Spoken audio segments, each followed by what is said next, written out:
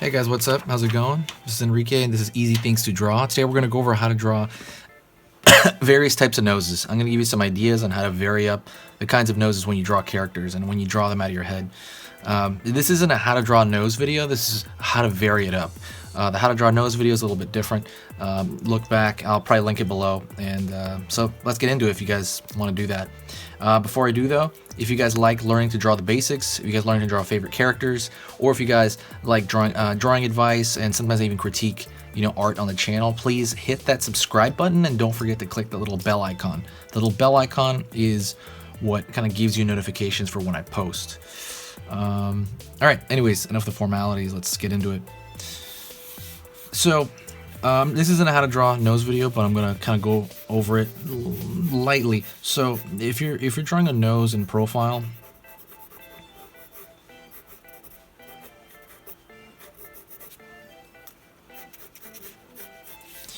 a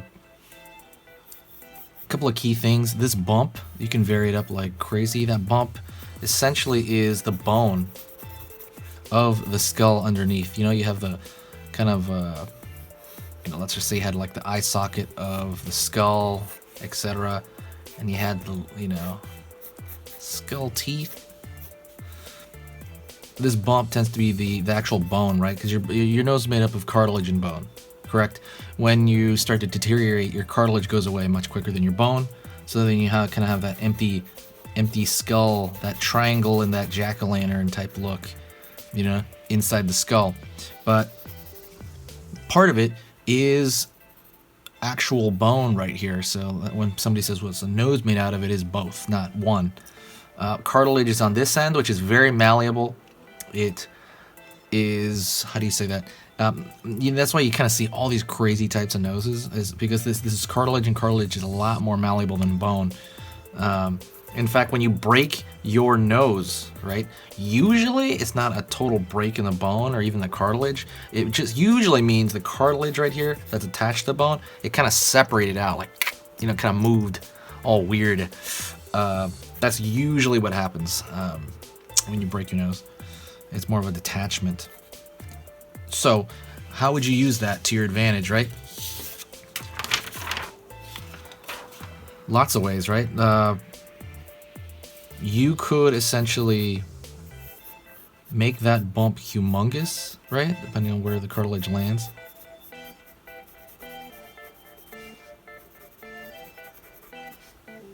And again, we're kind of looking at it from profile. Imagine the nose going this direction in these series of drawings I'm going to do in a bit. And you can draw the wing of the nostril right here. And that goes right into the philtrum, which is that little divot right above your mouth. But we're not going to go to the mouth yet. I mean, not in this video.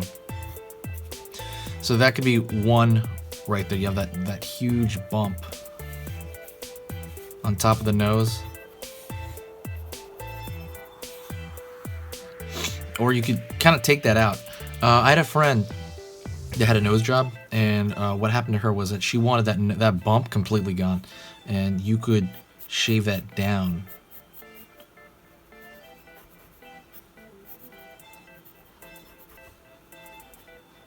I know people kind of what do you call it?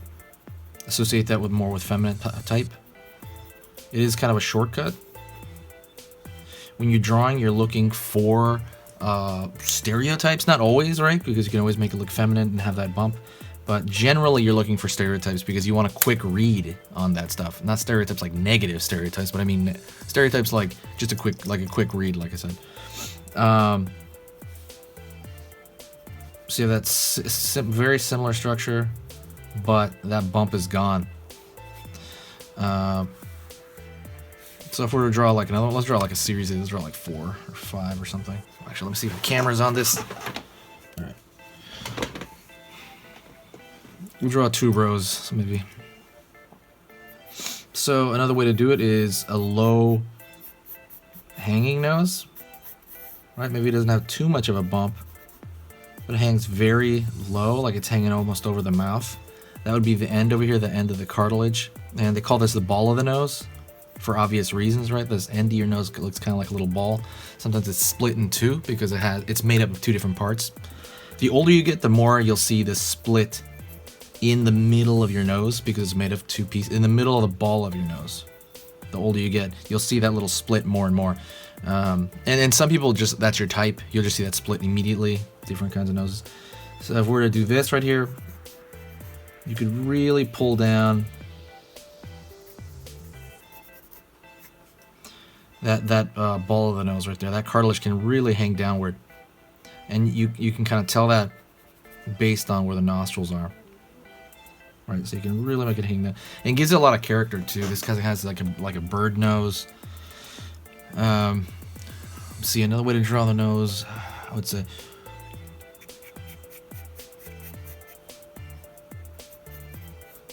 maybe short nose, but it does have that bump in it. So mostly play with a bump and play with the ball at the end of the nose. And another thing you can do is, and I guess it's obvious, the wing. The wing is usually the same, not always. Some look a little bit more bulbous on the wings of the nostril, like its own little ball shape, but not always.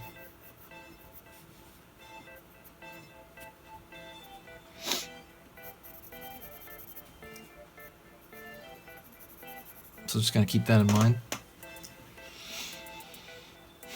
Let me see, what's another weird one? I have a friend who has pretty much this nose right here.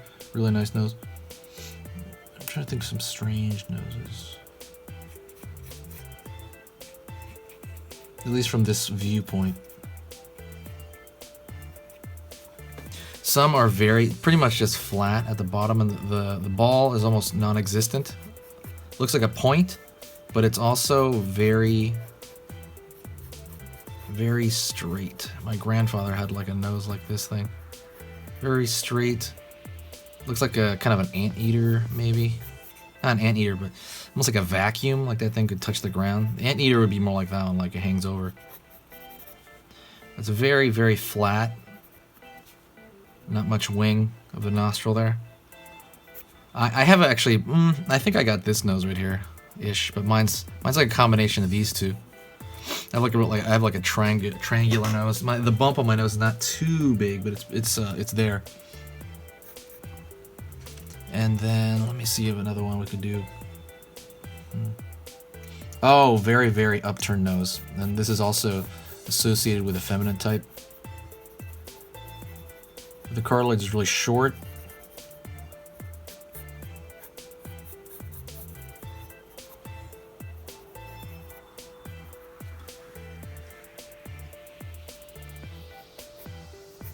They have like a huge nostril.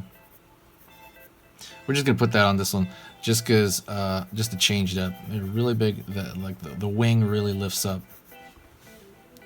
All right, that nostril really shows. I was gonna say, even though this part right here looks feminine, the huge nostril thing, that's like, definitely in my family. That's my dad has a huge nostrils, and I think one of my sisters does. I'm not sure. Well, I'm sorry, I only have one sister, but I don't think she does. Let's draw another row here. So let's just take a more masculine version of that, but with huge nostrils. Bit of a bump. I think a bump looks really normal for guys. If you were to draw like a generic type for your character, and it's like a guy, I think just having a small bump is pretty normal. It doesn't have to be like, I think Liam Neeson has a huge bump. I'm not sure.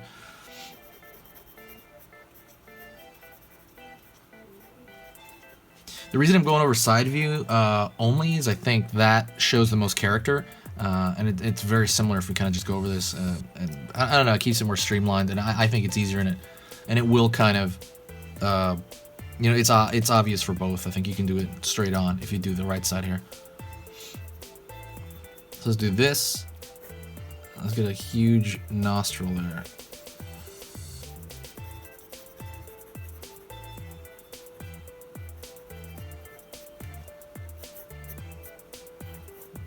Big wing. See, big wing of the nostrils work too. Very defined too. That's another thing. How defined is your wing of the nostril?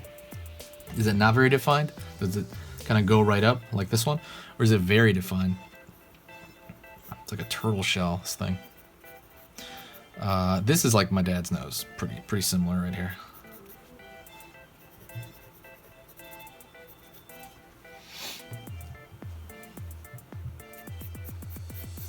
Over here. It's barely a bump, not too much of a bump. I would say play with this if you want to work on noses, and it's kind of one of those things that people don't like. I wouldn't say don't like it, but I don't know, people don't do it enough. But it accounts for a lot, especially in portraits, in characters that you make. It's a pretty big deal. Let's make this nostril very well defined too, but shorter. But I would say do a page of them just to practice creating your own. And you're gonna find that you do them from portraits a lot easier too when you kind of just do them out of your head. Or maybe look at magazines, look at very distinct types. Really think of the ball right here. So there's 3 parts, right? Like I mentioned earlier. The kind of the bridge of the nose with this bump area, the ball of the nose, and then the wing of the nostril. You know, I guess the nostril itself too, but kind of the wing. And those are the 3 parts I think about, and I change those 3, almost like you're tuning like a radio or something. You're like, how long is that gonna go? How big is it gonna go? Let's do a giant anteater nose for finish off. And I think it was it Fred McMurray? Is that what it was? Old TV actor. He had a giant hanging nose.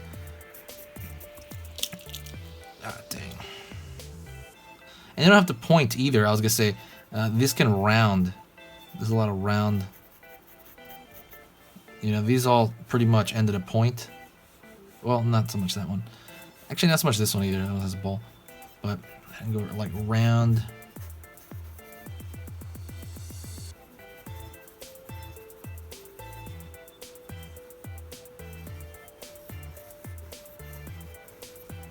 Maybe more like a Samoan nose, that kind of thing. That's Fred McMurray, maybe. But kind of very round features. And that one actually is not going to hang over. I could have made it hang over, but it's really more just a round type. Very soft feature. Anyways, that's it. That's a quick run through of different types of noses. I urge you to really like play with them. Start fooling around, and I think you're going to get a lot better just kind of doing that and knowing those 3 parts. Okay?